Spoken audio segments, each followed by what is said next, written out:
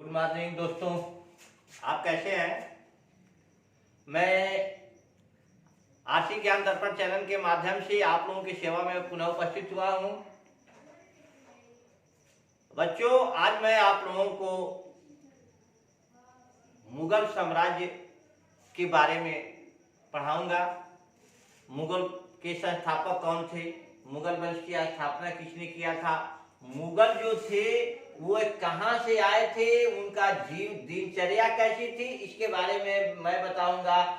और भारत में आकर के उन्होंने किस प्रकार से राज्य करने की नीति अपनाई, किस प्रकार से उन्होंने छोटे छोटे राज्यों पर अपना अधिकार किया और किस प्रकार से वे यहाँ के शासक बने।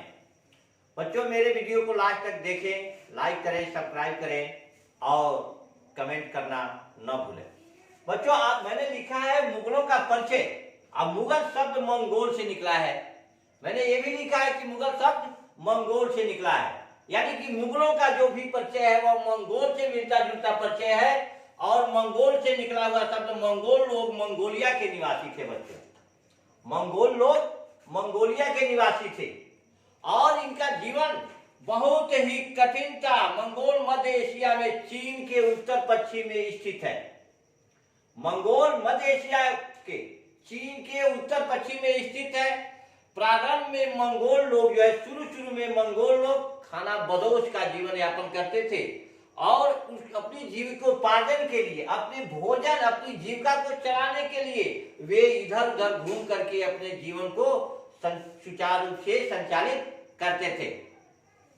बच्चों, इसके साथ ही मंगोल लोग जो है कि मंगोल बड़े कुशल और वीर हुआ करते थे।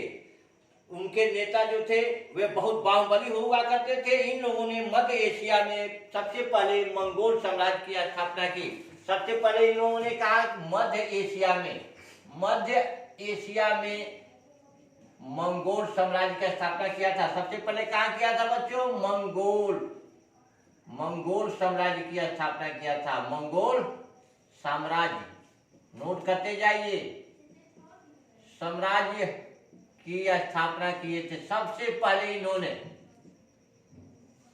कभी कभी आपका प्रश्न आता है, मंगोल साम्राज्य, ये जो है मुगल थे, मंगोल कहाँ के निवासी थे? तो मध्य एशिया से तो लोग कहते हैं, आर्यों को भी मध्य एशिया से कहते हैं, लेकिन मंगोल जो है चीन के उत्तर पूर्व में स्थित एक छोटा सा देश था, वहीं के लोग निवासी थे। और इन लोगों का जीवन पूर्णतः खाना बदोश जीवन था और ये लोग अपने भोजन की तलाश में इधर उधर घुमा करते थे। लेकिन इनका स्वभाव था, ये बड़े ही कुशल और वीर सैनिक हुआ करते थे।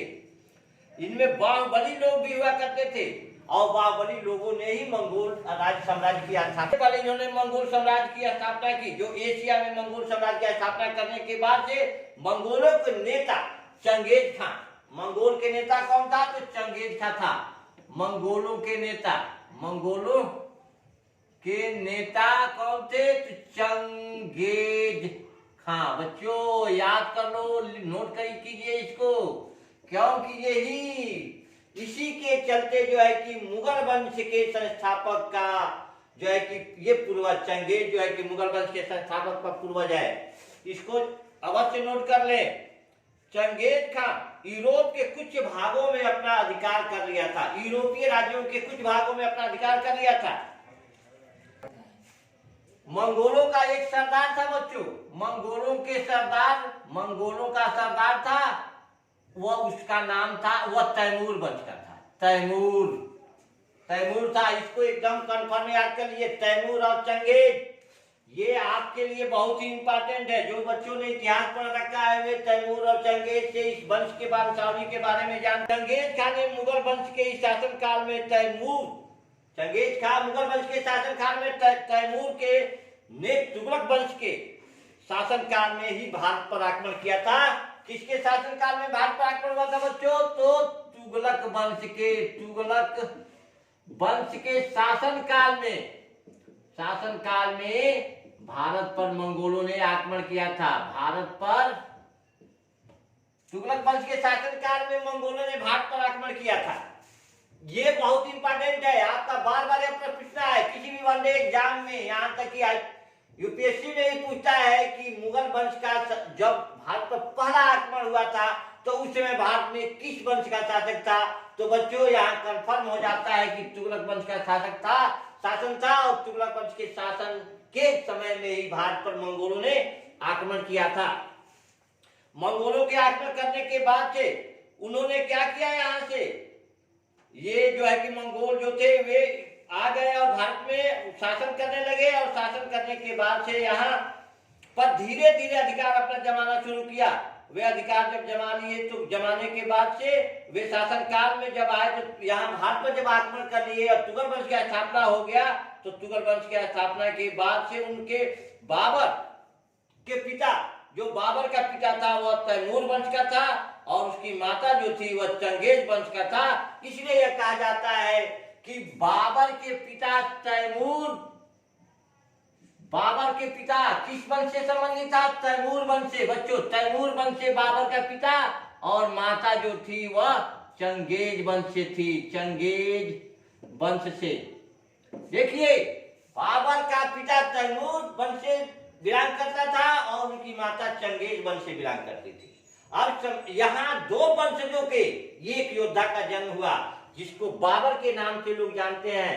और उन्होंने क्या किया, तैमूर बाबर ने सबसे पहले लोदी के शासन काल में भारत पर आक्रमण किया और यहाँ लोदी वंश के शासन काल में बाबर आक्रमण किया था भारत पर। लोदी वंश के शासन काल में, लोदी वंश के शासन काल में बाबर आक्रमण किया था। देखिए, और यहाँ मुगल वंश की स्थापना नींव रखी थी। लोदी वंश के शासन काल में बाबर का पूरा नाम आप जानते हैं, जहीरुद्दीन मोहम्मद बाबर था। जहीरुद्दीन मोहम्मद बाबर, बाबर का पूरा नाम है बच्चों, बाबर का पूरा नाम है जहीरुद्दीन मोहम्मद बाबर। और बाबर ने ही मुगल वंश की स्थापना यहाँ किया। बच्चों बाबर के आक्रमण के समय भारत की राजनीतिक दशा ठीक नहीं थी। भारत के जो राजा थे वो आपस में एक दूसरा से घृणा करते थे, द्वेष करते थे, ईर्ष्या करते थे।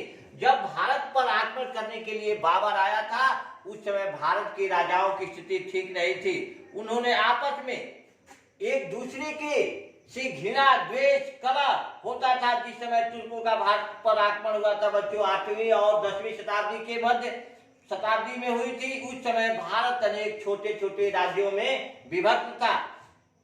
तुर्कों का आक्रमण भारत पर जब हुआ था उस समय तुर्कों का आक्रमण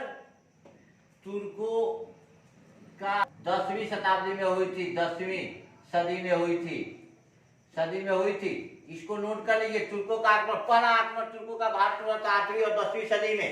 उस समय भारत की राजनीति की स्थिति ठीक नहीं थी क्योंकि यहाँ के भारत जो है छोटे छोटे राज्यों में बटा हुआ था, छोटे छोटे राज्यों के टुकड़ों में बटा हुआ था। जो वहाँ के शासक थे वे आपस में एक दूसरे से घृणा, क्लेश, द्वेष रखते थे और आपस में संघर्ष किया करते थे, जिसके कारण जो है कि भारत पर बाबर की नीयत लगा कि इस देश में युद्ध करने पर मुझे सफलता मिल जाएगी। और बाबर ने यहाँ आकर के सबसे पहले आक्रमण किया किन राज्यों पर, इसकी चर्चा बच्चों मैं कल करूंगा, अगले अपने वीडियो में आपके सामने रखूंगा। लंबा वीडियो हो जाएगा, इसलिए मैं आज बस केवल मंगोलों के परिचय के बारे, मुगलों के परिचय के बारे में ही मैंने आपके समक्ष रखा। और इसके अगले वीडियो में मैं बाबर द्वारा किए गए भारत पर आक्रमणों की चर्चा करूंगा, आपको विस्तृत रूप से बताऊंगा। जय हिंद।